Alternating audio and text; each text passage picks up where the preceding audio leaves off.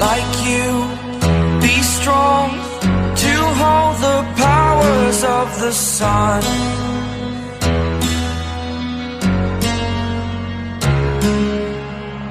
To dream, believe in strength. Now I'm the only one, only one.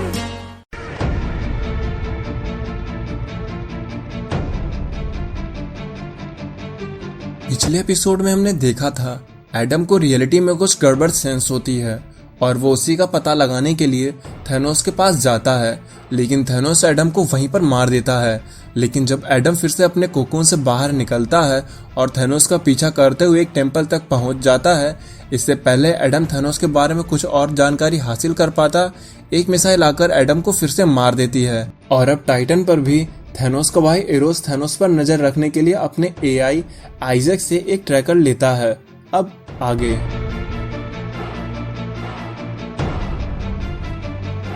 हमारी कहानी की शुरुआत होती है नेमलेस प्लेनेट से, जहां पर कुछ ट्रैवलर्स किसी जगह को एक्सप्लोर करने के लिए आए होते हैं।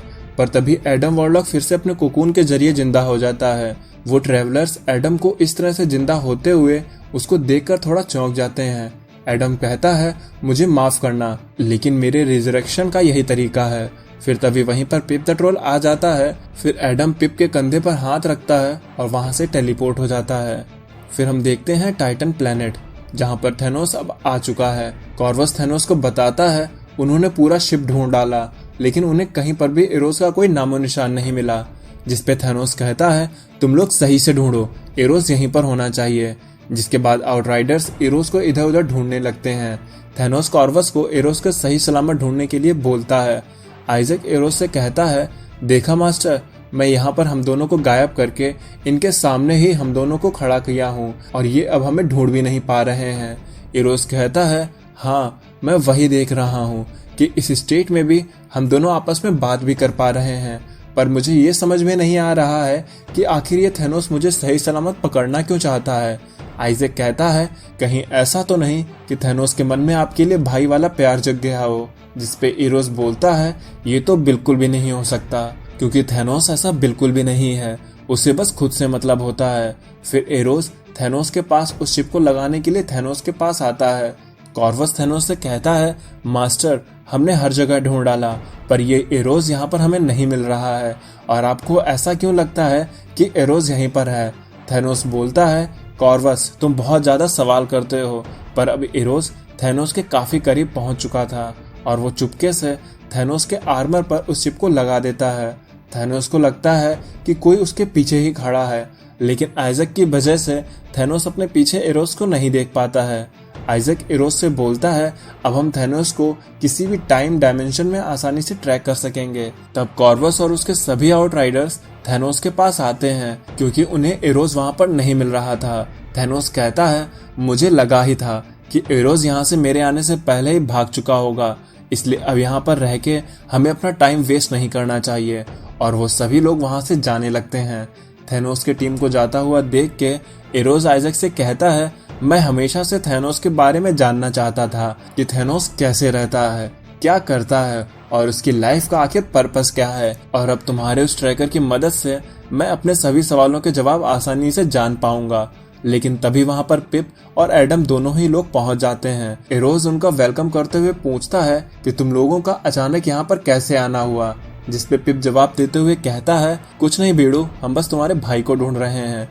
एरोस कहता है, तब तो तुम लोग कुछ टाइम से चूक गए, क्योंकि थैनोस अभी अभी यहाँ से निकल गया है, लेकिन तुम लोग चिंता ना करो, मैं उसे आसानी से ढूंढ लूंगा, फिर चाहे वो कहीं पर भी हो। पिप पूछता है, आखिर कैसे। तब एरोस अपना रिस्ट बैंड दिखाते हुए बोलता है, इसकी मदद से हम थैनोस को कहीं पर भी ट्रैक कर सकते हैं। पिप कहता है, ये तो कैंग द कॉन्करर के टाइम ट्रेवलिंग वाले बैंड की सस्ती कॉपी है। आइजैक कहता है, ओए छोटे, जरा अपने साइज के हिसाब से बातें करो, इसे मैंने बनाया है। लेकिन तभी एक और मिसाइल फिर से आती है और वो सीधा एडम से टकराकर ब्लास्ट हो जाती है। पिप बोलता है, अब्बे यार फिर से नहीं। एरोस संभलते हुए पिप से पूछता है, फिर से नहीं का क्या मतलब है तुम्हारा।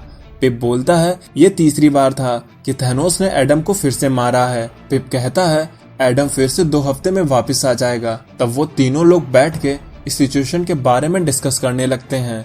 इरोस कहता है इसका मतलब ये है कि थैनोस एडम को कुछ करने से रोक रहा है, क्योंकि शायद एडम ही वो शख्स है जो थैनोस के मिशन में प्रॉब्लम बन सकता है। पिप कहता है हाँ, और वो 3 बार एडम को मार के शायद अपने मिशन में सक्सेस भी हो रहा है। आइजैक कहता है मुझे ऐसा लग रहा है कि थैनोस के इस सीक्रेट प्लान में कोई फ्यूचर की शक्ति जरूर इन्वॉल्व है। पिप कहता है फ्यूचर की शक्ति से तुम्हारा क्या मतलब है? इरोस कहता है मैंने थैनोस में कुछ चेंजेस नोटिस किए हैं जब हम लास्ट टाइम जेल्सिया प्लैनेट पर मिले थे तब से, और अभी भी मैंने थैनोस में उन बदलावों को नोटिस किया है। पिप कहता है फिर आखिर हम थैनोस को रोकेंगे कैसे? जिस पे इरोस बोलता है हम सब मिलकर थैनोस को रोकेंगे। पिप कहता है हाँ, हम सब मिलकर थैनोस को रोकेंगे। तुम्हारे पास टाइम ट्रेवलिंग की पावर है और मैं थैनोस को कहीं भी ट्रैक कर सकता हूँ।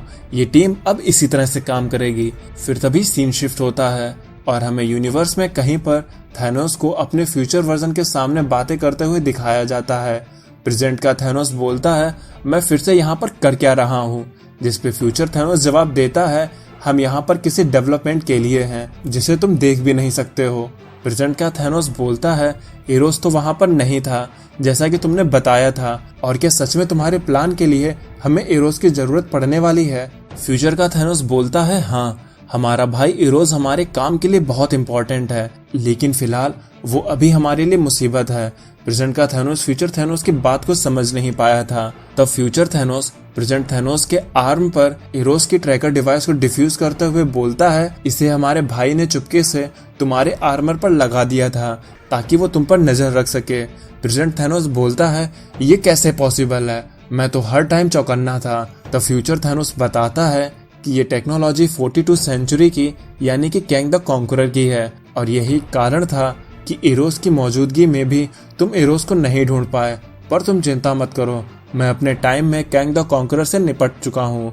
फ्यूचर का थैनोस फिर से बोलता है इरोस हमारे काम में एक जरूरी हिस्सा तो है, लेकिन वो हमारे लिए मुसीबत भी बन सकता है, इसलिए हमें समझदारी से हर कदम को चलना होगा, क्योंकि इरोस इस ट्रैकर की वजह से हमारे सब प्लान्स भी जान सकता था। मुझे इतनी पावर्स को हासिल करने में इतना टाइम लग गया है, लेकिन तुम्हें इतना टाइम नहीं लगना चाहिए। आखिर कोई तो शॉर्ट तरीका जरूर होगा जिसकी मदद से तुम मेरे जैसे बन सकते हो।